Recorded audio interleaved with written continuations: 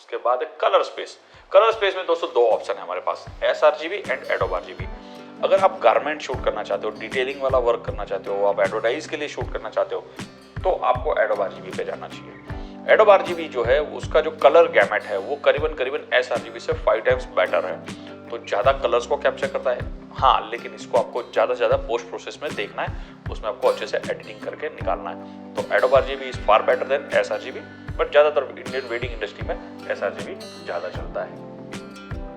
Lens compensation, lens के अंदर जो कंपनी जब बनाती है तो कुछ ना कुछ खामियां होती है, या लेंस जब बन जाते हैं तो उसके ऊपर वेदर के इफेक्ट या और किसी अदर सोर्सेज के इफेक्ट के कारण उसमें कोई ना कोई प्रॉब्लम्स क्रिएट होती है। प्रॉब्लम्स बहुत माइनर होती है, छोटी होती है, यूजुअली आपको पता भी नहीं चलता, पर कंपनी ने उसका भी जो है इलाज किया है। उसके सॉफ्टवेयर को इस तरह से बनाया गया है, जैसे कि पहला है शेडिंग कंपनसेशन, जैसे कि कैनन में आता था ऑटोलाइट ऑप्टिमाइजर, निकॉन में आता था एक्टिव डेलाइट ऑन, वैसे यहाँ पर शेडिंग कंपनसेशन मतलब क्या होता है कि शेडो का कॉन्ट्रास्ट ये कम करेगा।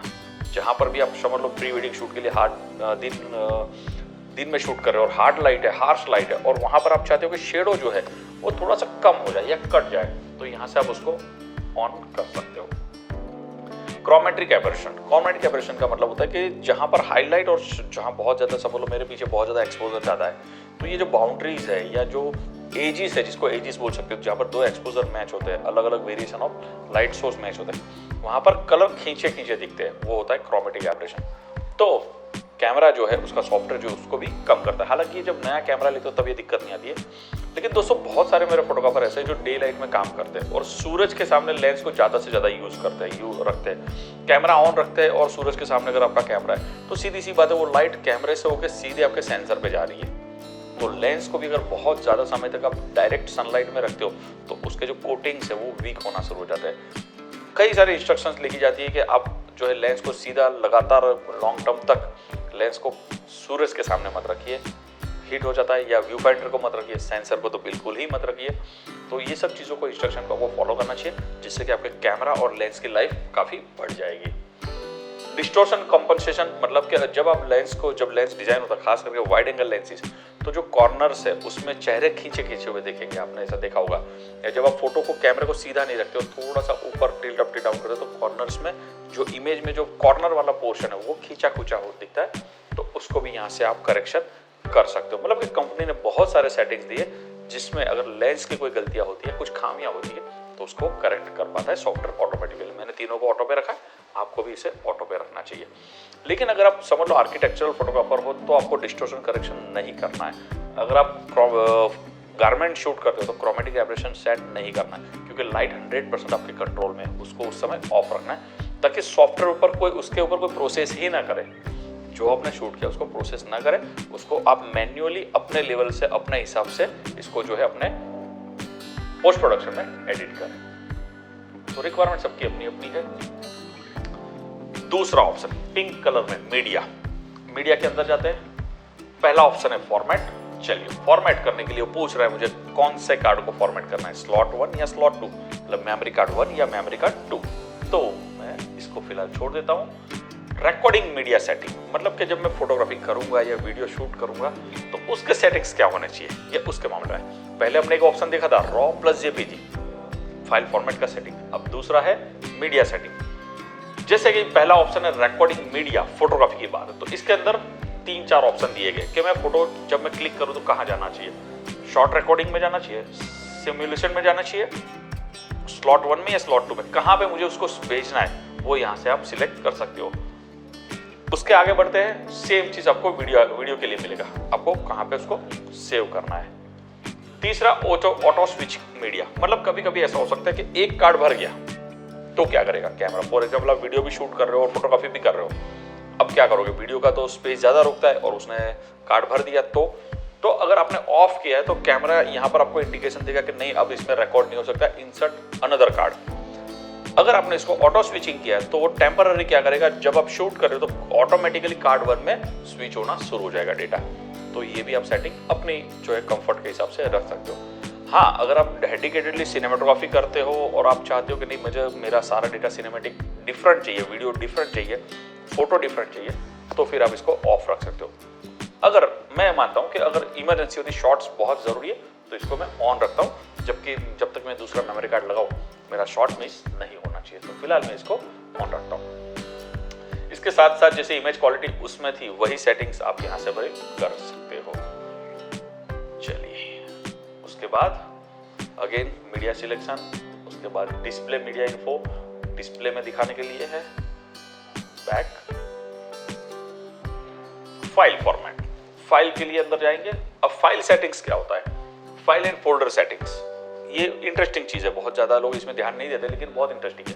कैसा इंटरेस्टिंग है, जैसे कि फाइल नंबर तो मैं हमेशा इसको सीरीज में रखता हूँ, रीसेट भी कर सकता हूँ। अगर कोई मैं बड़ा इवेंट शूट शुरू करता हूँ तब इसको मैं रीसेट कर दूंगा तो 001 से ही है इमेज के जो नंबर्स है, वीडियो के जो नंबर्स है वो शुरू हो जाते हैं। ध्यान से दोस्तों, बहुत इंटरेस्टिंग है। लेकिन दोस्तों कभी ऐसा हुआ है आपके साथ कि जब आप शूट करने गए हो और 2-3 फोटोग्राफर हो, 2-3 वीडियोग्राफर हो, 2-3 सिनेमाटोग्राफर हो, कौन सा कार्ड जब सेव हो जाएगा उसके बाद पता चलेगा कि कौन सा कार्ड का डेटा किस फोटोग्राफर ने शूट किया है, उसका इलाज यहाँ पर है। कैसे कर सकते हैं, जैसे कि यहाँ से आप जो है फाइल नेम सेट कर सकते हो। जैसे कि यहाँ पर DSC है लेकिन मेरा नाम दीपक है, तो मैं चाहता हूँ कि नहीं यार ऐसा नाम नहीं होना चाहिए, मेरा नाम दीपक है, मैं चाहता हूँ कि इसका नाम जो है DV से शुरू हो, मतलब मेरी हर फाइल का नाम जो है DV से शुरू हो, ताकि फाइल का फोटो या उसको देख के पता चल जाना चाहिए कि ये दीपक सर ने क्लिक किया है। तो मैं यहाँ से आके इसको DV कर दिया, और ये 3 अक्षर चाहिए इसको, तो 2 अक्षर के बाद तीसरा मुझे कुछ ना कुछ एक ऑप्शन लगाना पड़ेगा। तो अब जो मेरी फाइल फॉर्मेट्स होगी, जितने भी नाम होंगे फाइल के, वो इसी तरह से शुरू होंगे, DV1012, मतलब एंड तक जब तक उसके नाम चले जाते हैं। ओके, साथ में ही reset still image file number and create the new folder, folder name ये है, चेंज द फोल्डर नेम, मैं चाहता हूँ फोल्डर का नाम भी बदल जाए, तो फोल्डर का नाम क्या हो सकता है। फॉर एग्जाम्पल कि मेरा नाम दीपक वाघेला है तो मैं दीपक लिख सकता हूँ, फोल्डर का नाम सीधा, फाइल नेम तो DV है लेकिन फोल्डर का नाम, तो मैं यहाँ से आके फोल्डर का नेम जो है उसको पहले रिमूव कर देता हूँ, जो भी यहाँ पे नाम है। यहाँ पर आपको 5 अक्षर का जो है बेनिफिट मिलता है, या फिर आपका स्टूडियो का नाम है तो वो भी लिख सकते हो, जिस तरह से आप देख सकते हो मैं यहाँ पे लिख रहा हूँ। इससे क्या हो जाएगा कि आप जब फोटोग्राफी करके आते हो तो फोल्डर जैसे ही डेटा कॉपी करते हो, विदाउट कुछ लिखे आपको पता चल जाएगा कि ये डेटा किस फोटोग्राफर का है या किस हमारे जो है सेव किया है। तो आपको नाम लिखने की जरूरत नहीं है, ओके कर दिया। अब जो है दीपक के नाम से फोल्डर सेव है ना दोस्तों, बहुत कमाल का है। तो ये इस तरह से काम करता है।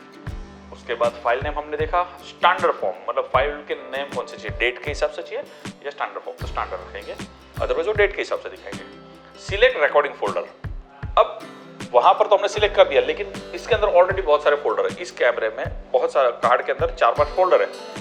इसका क्या फायदा है दोस्तों, मान लो कि आपको पहली और दूसरी तारीख, 2 तारीख में 2 दिन है और 2 क्लाइंट का काम है, सुबह शाम सुबह शाम, क्लाइंट 2 है, दिन 2 है, फोटोग्राफर आप 1 हो, तो समझ लो यहाँ पर लिखा है काबरा 1, तो मेरा एक क्लाइंट जो है उसका काबरा 1 में मैंने सेव कर लिया, दूसरा है उसका दीपक में सेव कर लिया।